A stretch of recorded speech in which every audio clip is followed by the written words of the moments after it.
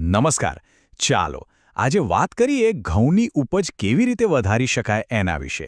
આ માટેની એક બહુ જ સરળ પણ એટલી જ અસરકારક રીત છે જે ફક્ત 3 મુખ્ય સિદ્ધાંતો પર ટકેલી છે. તો શરૂ કરીએ. દરેક ખેડૂત મિત્રના મનમાં એક સવાલ તો હોય જ છે કે ઘઉંની ઉપજ વધારવા માટે શું કરવું?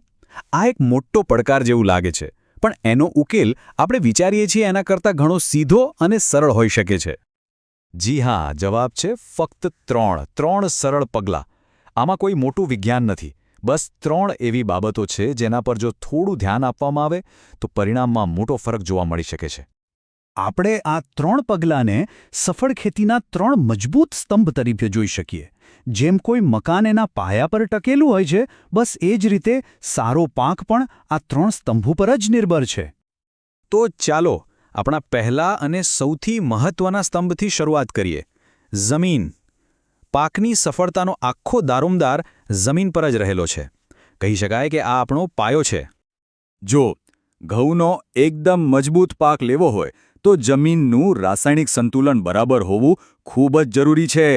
એટલે જ વાવણી કરતા પહેલાંનું સૌથી પહેલું અને સૌથી અગત્યનું કામ છે જમીનની ચકાસણી કરાવવી. આ આંકડો બહુ જ કામનો છે.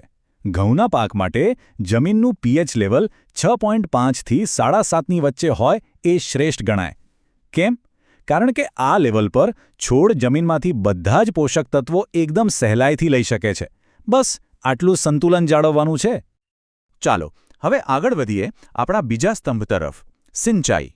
જમીન તો તૈયાર થઈ ગઈ, હવે વારો છે પાણીનો. પણ એક વાત યાદ રાખવા જેવી છે. કેટલું પાણી આપવું એના કરતાં પણ વધારે મહત્વનું છે કે પાણી ક્યારે આપવું. સમય બહુ અગત્યનો છે.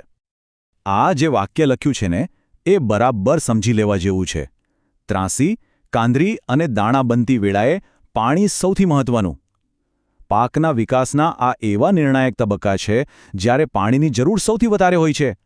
આ સમયે જો સિંચાઈ બરાબર થાય તો ઉપજમાં સીધો વધારો જોવા મળે છે.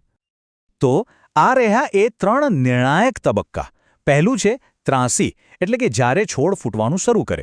બીજું છે કાંદરી, એટલે કે ફૂલ આવવાનો સમય. અને ત્રીજું દાણા ભરાવાનો તબક્કો. આ 3 સમયે પાણી મળવું જોઈએ જ, એ ખૂબ જ જરૂરી છે. અને હવે આવીએ આપણા છેલ્લા, એટલે કે ત્રીજા સ્તંભ પર, પોષણ. આપણી પાસે મજબૂત જમીન છે. યોગ્ય સમયે પાણી પણ છે. હવે પાકને ઊર્જા આપવાનો, એટલે કે એને યોગ્ય ખોરાક આપવાનો સમય છે. અસરકારક પોષણનો સાદો અર્થ એ છે કે નાઇટ્રોજન એકસાથે બધું જ આપી દેવાને બદલે એને હપ્તે હપ્તે આપવો. સાવ સાદી વાત છે. જેમ આપણે એકસાથે આખા દિવસનું ભોજન નથી લઈ લેતા, એવી જ રીતે પાકને પણ જરૂર મુજબ થોડું થોડું ખાતર આપવાથી તે એનો વધુ સારો ઉપયોગ કરી શકે છે. અહીંયા યુરિયા આપવા માટેનું ચોક્કસ સમયપત્રક આપેલું છે. પહેલો હપ્તો આપવાનો છે 20 દિવસે, બીજો 40 દિવસે અને ત્રીજો જ્યારે દાણા ભરાવાની શરૂઆત થાય ત્યારે. આ સમયપત્રક પાકની જરૂરિયાતને ધ્યાનમાં રાખીને જ બનાવવામાં આવ્યું છે, એટલે પરિણામ પણ શ્રેષ્ઠ મળે છે. તો ચાલો આ 3 મુખ્ય મુદ્દાઓને એકવાર ઝડપથી ફરીથી યાદ કરી લઈએ.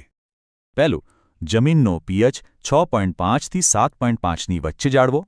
બીજું, ત્રાંસી, કાંદરી અને દાણા ભરાતી વખતે પાણી આપવાનું ચૂકશો નહીં. અને ત્રીજું, યુરિયા એકસાથે નહીં પણ 3 હપ્તામાં આપો. બસ આટલું જ. આ એક સરળ છતાં ખૂબ જ શક્તિશાળી ઉપાય છે. અને અંતે એક સવાલ જે વિચારવા જેવો છે. શું આધુનિક ખેતીમાં સફળતા હંમેશા મોટા ખર્ચાઓથી જ મળે છે? કે પછી આવા નાના અને બુદ્ધિપૂર્વકના ફેરફારોથી પણ મોટું પરિણામ લાવી શકાય છે? કદાચ ખરી સફળતાનો માર્ગ મોટા રોકાણોમાં નહીં, પણ આવા જ નાના નાના બુદ્ધિશાળી સુધારાઓમાં છુપાયેલો છે.